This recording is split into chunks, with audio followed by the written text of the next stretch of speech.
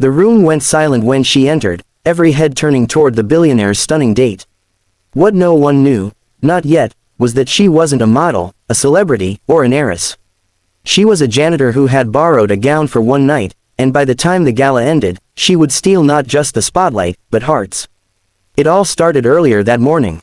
Clara Rivera pushed her mop across the marble floor of the Vayner Hotel, her arms aching after 12 hours of cleaning. At 27, she never imagined her life would be reduced to rubber gloves, disinfectant, and polite smiles at wealthy strangers who barely noticed her existence. Yet she had responsibilities, a little brother, Miguel, who dreamed of college but couldn't afford the tuition, and a grandmother who needed medication. Clara worked 3 jobs, but it was never enough.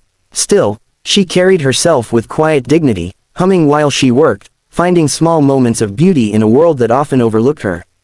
That day, as fate would have it, her path collided with Alexander Grant. Alexander wasn't just any man. He was a billionaire, young, magnetic, untouchably confident, and heir to the Grant Enterprises empire. He had built his own reputation beyond his father's shadow, but with money came enemies, gossip, and constant scrutiny. Tonight, he was expected to appear at the annual Philanthropy Gala, a gathering of the city's elite, where alliances were made, fortunes shifted, and appearances mattered more than truth. The problem, he had promised his board he'd bring a date. Someone elegant, someone dazzling, but his fiancée had left him 2 weeks ago, and the tabloids were circling like vultures. He couldn't risk showing up alone, not tonight. As he walked briskly through the hotel lobby, frustration clouding his mind, his shoe caught on a freshly mopped patch of marble. He nearly stumbled, and when he looked up, he saw her. Clara. Her dark hair was tied back, loose strands framing her face, and her brown eyes widened with alarm. She apologized quickly, clutching the mop like it was a shield. But Alexander wasn't angry. In fact, he was struck by something unusual, her presence. She wasn't fawning over him, nor pretending he wasn't there. She was simply real. "Are you free tonight?" he asked suddenly. Clara blinked. "Excuse me, I need a date for a gala. Just pretend to be my date."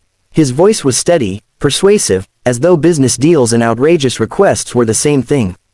Clara laughed nervously, shaking her head. "I think you've mistaken me for someone else. I clean floors, Mr.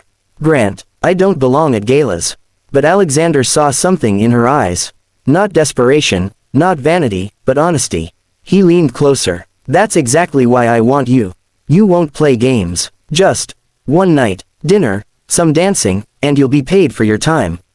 Clara hesitated. Miguel's overdue tuition bill echoed in her mind. Rent was due in 3 days.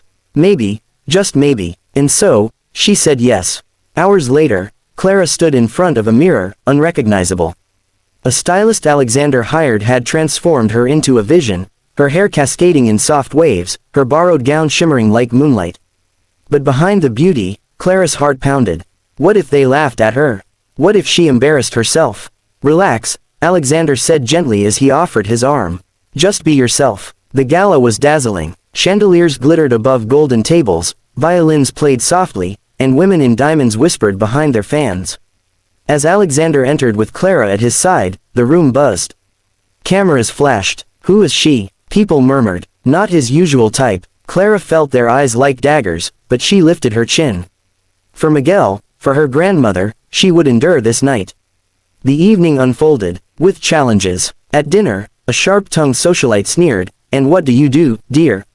Expecting Clara to stumble, Clara paused, then smiled. "I listen," she replied. "Most people don't. You'd be surprised what you learn when you pay attention." The table grew quiet. Even Alexander hid a smirk. She had disarmed them with grace. Later, during the dance, Alexander held her close. "You're doing better than I ever expected," he whispered. Clara met his gaze. "You mean better than the janitor you hired for a night?" He froze, guilt flickering across his face. But before he could respond, the music ended, and the spotlight shifted. The gala's tradition was about to begin. The stage would open for an impromptu speech from any guest who wished to share a vision of change, of giving back. One by one, polished philanthropists made their pledges. But when the host invited one last volunteer, something stirred in Clara. She stepped forward. The crowd gasped. Who was this woman daring to stand among titans of industry? Clara's voice trembled at first, but then grew steady.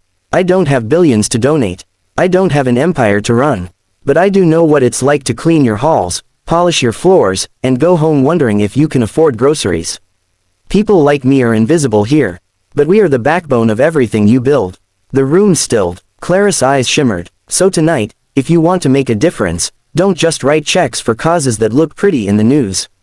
Invest in people you pass by every day. The ones you don't see. Because sometimes, the greatest potential is hiding behind a mop, or a cashier's apron, or a bus driver's seat. Silence. Then, applause. Slow at first, then thunderous. Some stood. Alexander himself rose, pride blazing in his eyes as he clapped the loudest. Clara had stolen the gala. Not with diamonds, but with truth. By the night's end, Alexander drove Clara home. The city lights painted silver streaks across her face. You were extraordinary, he said quietly. You made them listen. Clara smiled faintly. Tomorrow, I'll still be scrubbing floors. Not if I can help it, Alexander murmured.